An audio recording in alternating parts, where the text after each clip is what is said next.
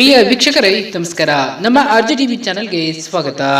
ರೈತರ ಖಾತೆಗೆ ಬೆಳೆ ಮಹಾನ ಜಮೆ ಆಗಿದೆ. ಹೌದು, ಯಾವ ರೈತರಿಗೆ ಜಮಾ ಆಗಿದೆ, ಹಾಗೆ ಎಷ್ಟು ಜಮಾ ಆಗಿದೆ ಎಂಬುದನ್ನ ಸಂಪೂರ್ಣವಾದ ಮಾಹಿತಿಯನ್ನ ಈ ವಿಡಿಯೋದಲ್ಲಿ ತಿಳಿದುಕೊಳ್ಳೋಣ. ಅದಕ್ಕೂ ಮುನ್ನ ನೀವು ನಮ್ಮ ಚಾನೆಲ್ ಅನ್ನ ಸಬ್ಸ್ಕ್ರೈಬ್ ಆಗಿಲ್ಲ ಅಂತಂದ್ರೆ ಈ ಕೂಡಲೇ ಸಬ್ಸ್ಕ್ರೈಬ್ ಆಗಿ, ಹಾಗೆ ಬೆಲ್ ಐಕಾನ್ ಕ್ಲಿಕ್ ಮಾಡಿ ಆಲ್ ಅಂತ ಸೆಲೆಕ್ಟ್ ಮಾಡಿ.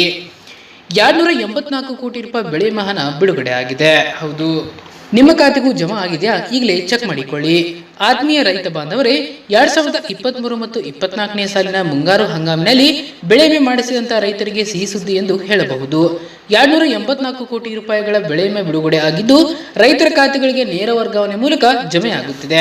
ಈ ಬಾರಿ ಅನಾವೃಷ್ಟಿಯ ಕಾರಣದಿಂದ ಮುಂಗಾರು ಹಂಗಾಮಿನಲ್ಲಿ ರೈತರು ಬೆಳೆದಂತಹ ಬಹುತೇಕ ಬೆಳೆಗಳು ಕೈಕೊಟ್ಟಿದ್ದು ರೈತರು ಕಷ್ಟದಲ್ಲಿದ್ದರು. ಹಾಗಾಗಿ ನೆರವಿಗೆ ಬರಲು ರೈತರು ತಮ್ಮ ಬೆಳೆಗಳಿಗೆ ವಿಮೆಯನ್ನ ಮಾಡಿಸಿದ್ದರು. ಈಗಾಗಲೇ ಡಿಸೆಂಬರ್ ತಿಂಗಳಿನಲ್ಲಿ ಮಧ್ಯಂತರ ಬೆಳೆ ಮಹಾನ ರೈತರ ಖಾತೆಗೆ ಜಮಾ ಆಗಿದೆ. ಇದೀಗ ಪೂರ್ಣ ಪ್ರಮಾಣದ ಬೆಳೆ ವಿಮೆ ಹಣವನ್ನ ರೈತರ ಖಾತೆಗಳಿಗೆ ಜಮೆ ಮಾಡಲಾಗುತ್ತಿದ್ದು ರೈತರ ಖಾತೆಗೆ ಜಮಾ ಆಗುತ್ತಿದೆ. ಚಿತ್ರದುರ್ಗ ಜಿಲ್ಲೆಯಲ್ಲಿ ವಿವಿಧ ಬೆಳೆಗಳಿಗೆ ವಿಮೆ ಮಾಡಿಸಿದಂತ ರೈತರಿಗೆ ಒಟ್ಟು 284 ಕೋಟಿ ರೂಪಾಯಿಗಳ ಬೆಳೆ ವಿಮೆ ಹಣವನ್ನ ಬಿಡುಗಡೆ ಆಗಿದ್ದು ನೇರ ವರ್ಗಾವಣೆಯ ಮೂಲಕ ರೈತರ ಖಾತೆಗಳಿಗೆ ಹಣವನ್ನ ಜಮೆ ಮಾಡಲಾಗುತ್ತಿದೆ ಎಂದು ಜಿಲ್ಲೆಯ ಜಂಟಿ ಕೃಷಿ ನಿರ್ದೇಶಕರಾದ ಬಿ ಮಂಜುನಾಥ್ ಅವರು ತಿಳಿಸಿದ್ದಾರೆ. ಇನ್ನು ಯಾವ ಬೆಳೆಗೆ ಎಷ್ಟು ಹಣ ಬಿಡುಗಡೆ ಆಗಲಿದೆ ಎಂಬುದನ್ನ ಇಲ್ಲಿ ತಿಳಿದುಕೊಳ್ಳೋಣ. ಯಾವ ಬೆಳೆಗೆ ಎಷ್ಟು ಹಣ ಬಿಡುಗಡೆ ಆಗಲಿದೆ ಎಂಬುದರ ಬಗ್ಗೆ ಅಧಿಕೃತ ಮಾಹಿತಿಯನ್ನ ಇನ್ನೂ ಬಂದಿಲ್ಲ.